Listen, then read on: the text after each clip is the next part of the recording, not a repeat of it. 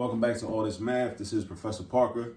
And for this lesson, we're going to go over some more work with systems of equations with three variables in them. Systems of equations with three variables in them. Sometimes I call them 3x3 systems because they have each equation has three variables in it, and we got three equations all together. So that's where we get the term 3x3 from, right? So we got 2x plus y plus z equals 7. We got 2x minus y plus 2z equals 6. We got x minus 2y plus z equals 0. All right? Don't let this intimidate you. All right? There's a way to do it. We're going to break it down step by step. And then this system is going to get smaller because what we're going to do is we're going to create a 2x2 system. We're going to create a system of equations that has two equations with two variables in each equation. All right? That's what we're going to do. All right, so first thing I gotta do is decide what variable do I want to eliminate. Now, I'm gonna eliminate the y variables. That's what I'm gonna do. So look at these first two equations. Number one, number two. Number one, number two. The y's are already opposite of each other. So we don't gotta do a whole lot of work to eliminate those y's, right? We basically just add the equations together. The y's gonna automatically cancel out. And then what I'm gonna do is I'm gonna take one of these two and I'm gonna match it up with the third equation to make this negative 2y cancel out. All right?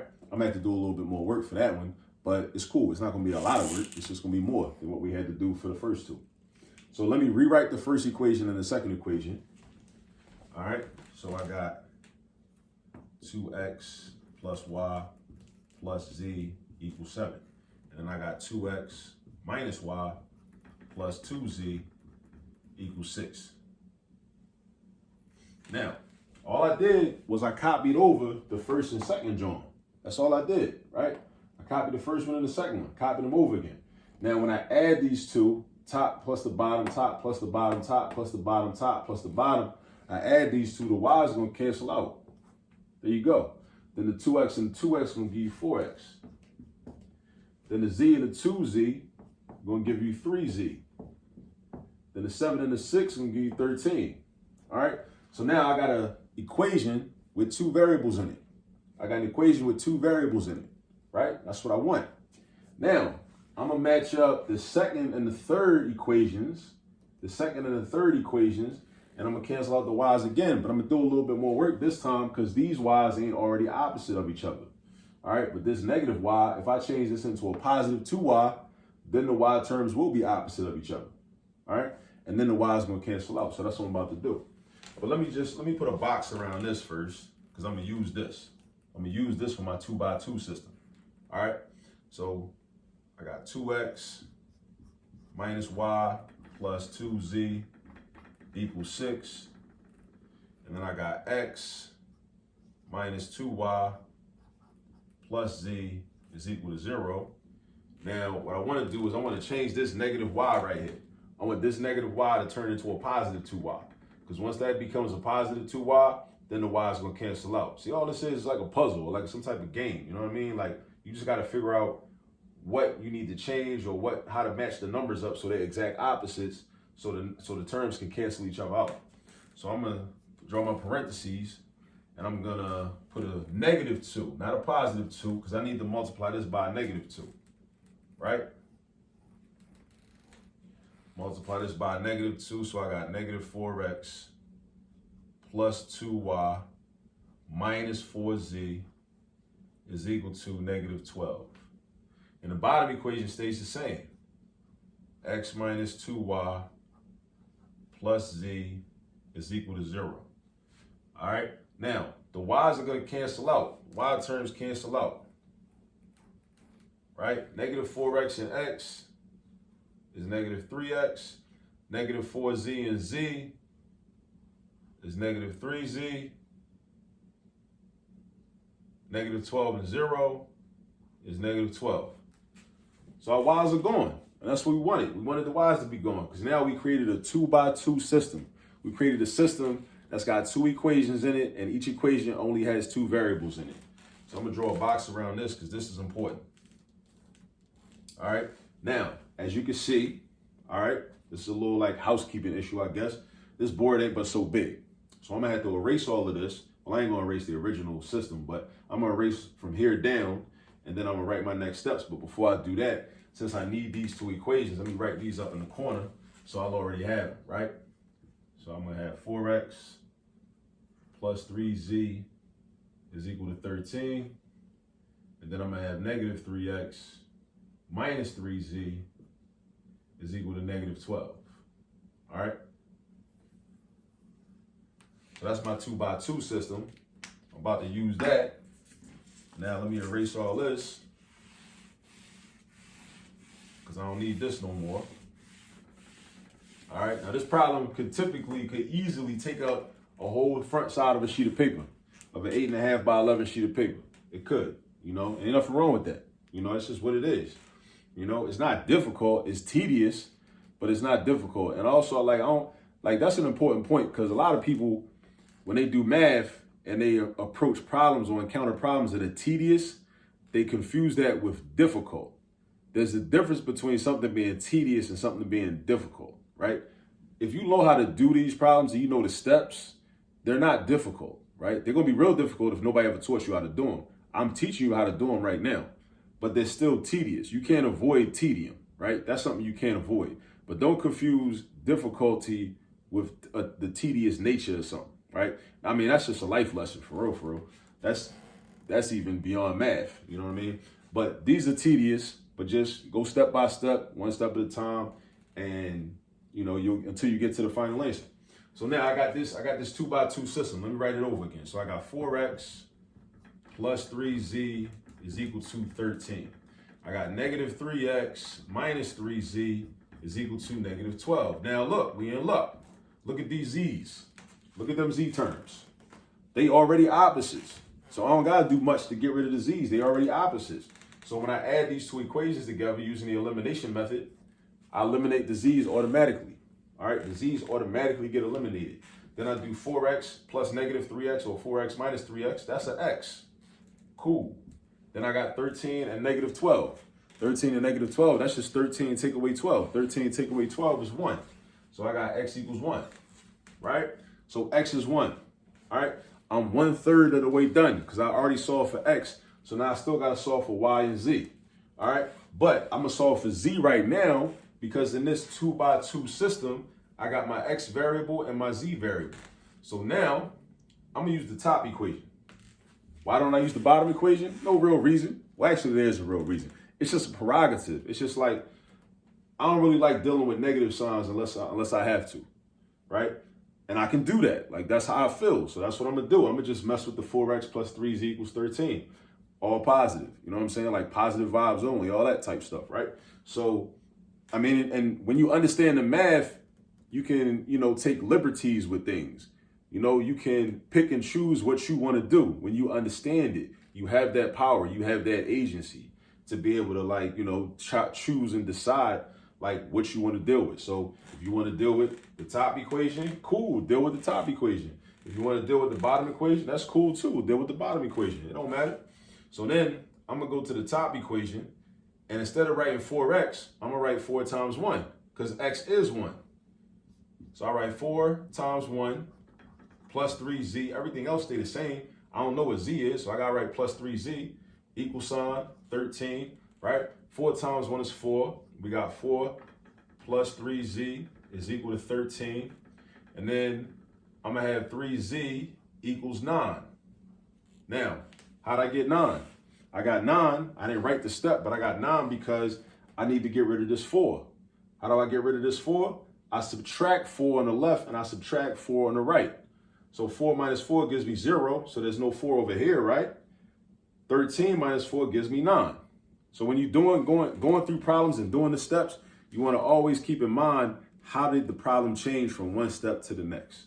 How did the problem change from one step to the next? And when you're sitting in your class, if you don't understand something that your teacher, your professor writes on the board, and you don't understand how he or she got from one step to the next, that's when you raise your hand and advocate for yourself. Don't try to be cool. Don't try to don't sit there and be embarrassed. I ain't about to let these people know I don't know something. Nah, get over that. Get out your comfort zone. Raise your hand and ask questions in class. All right. Do not sit there and suffer in silence. All right. It's cool. Some other people in the class, I guarantee you got the same question you got. Because if you ain't understand, they don't understand either. I guarantee you, right? So when you're in class and you don't understand something, this is a pro tip right here. I'm giving you a pro tip. I'm trying to put you on. When you're sitting in class and you don't understand something that the professor writes on the professor or the teacher writes on the board, and something changes in a problem and you don't understand where the change came from or why it changed, that's when you shoot your hand up in the air like, Miss, Mr., Professor, so-and-so, can you tell me where that 5 came from? Can you tell me what happened to the 3? Can you tell me what happened to the -2? Where'd the 6 go? Where'd the 8 go? You get my drift. You know what I'm saying? So these are all the things, these are all the different things that you should be doing as a responsible student, because your instructor has responsibilities and you as a student have responsibilities too. If everybody fulfills their responsibilities and everything gonna be cool, all right? Don't just sit there and be like, just sit there and copy everything down, right? Even if you don't understand it. No, that's not gonna help you, because when you get home, even if you take good notes, if you don't know what you're copying down, those notes will not help you. They will not help you, right? And a lot of people just will be sitting in math class trying to look busy, right? And think they're gonna get credit just for looking busy. Oh, I copied everything down. But you don't know what you copied. You can't explain it. You can't talk intelligently about what you wrote down. You need to understand what you wrote down. And if you don't understand what's written on the board, that's when you need to raise your hand and ask the question. All right, now hopefully your professor or your teacher is decent enough to actually answer your question in a thorough way. All right, if you're not, then we got some other issues. Hopefully I got videos on the All This Math YouTube channel that can address all your needs, right? But anyway, so 3z equals 9 because we got rid of this 4. Subtract the 4 on the left, subtract the 4 on the right, we got 3z equals 9. Now, watch this. Z is going to be equal to 3. Now, how did that happen? I got rid of this 3 by doing division. I didn't subtract, I didn't add, I didn't multiply. I did division because division is the opposite of multiplication. 3z means 3 times z. That's multiplication. In order to get rid of something in an equation, we do the opposite operation, or what we call, or the inverse operation. Many textbooks will use the term inverse, right? Inverse operation, inverse of multiplication is division. So we're going to divide by 3, we get z. Divide by 3, we get 3. So we got z is equal to 3, right? So z equals 3. So I got 2 of my solutions. I'm 2/3 of the way there, 2/3 of the way there, right? I got my x, I got my z. Now we're going to go get y. How do I get y? We go back to the original system. The original system, right? We pick any one of these. I'm going to pick the first one. Why? Just because. No real reason. I could pick the second, third, whatever. I'm going to just pick the first one. So I don't write 2x. I write 2 times 1 because x is 1. I write y because I don't know what y is yet. I don't write z. I write 3 because z is 3. And I write equals 7, right? So I got 2 times 1 plus y plus 3 is equal to 7. All right, so now I'm going to simplify this. On the left-hand side, it's going to become y plus 5 equals 7. Now, how did I get y plus 5? Because 2 times 1 is 2, and this 3 was right here, plus 3. 2 plus 3 is 5. So I bring the y down, and I got y plus 5 is equal to 7. Now, what's my solution going to be? Y equals 2. Where did 2 come from? I want to get rid of this 5. I got to do the opposite or the inverse operation. The opposite of adding 5 is subtracting 5. So I do minus 5 on the left, minus 5 on the right. I end up with y is equal to 2. So these are my 3 solutions, right? So you write them in alphabetical order according to the variables. So the x comes first, then the y comes second, then the z comes third. So we write our solution like this. We got 1, 2, and 3. What a coincidence. Now, but I still want to check my work. I shouldn't have drew my box yet, because what I like to do is actually write my solution, but then check my answers, and then draw a box as confirmation that my answers are correct. So check this out. 2 times 1 is 2, plus 2 is 4, 4 plus 3 is 7. So notice I'm just plugging in the numbers. This is my x, this is my y, this is my z. All right, so it works for the first equation. Now, in order for a solution to a system of equations to be true and to be correct, the solutions must work for all 3 equations. It can't just work for one. So don't just like check it off for one equation and be like, all right, I'm cool. I'm going on to the next problem. No, you're not cool. You gotta check it in each equation. Check it in each equation. So now I'm going to this one.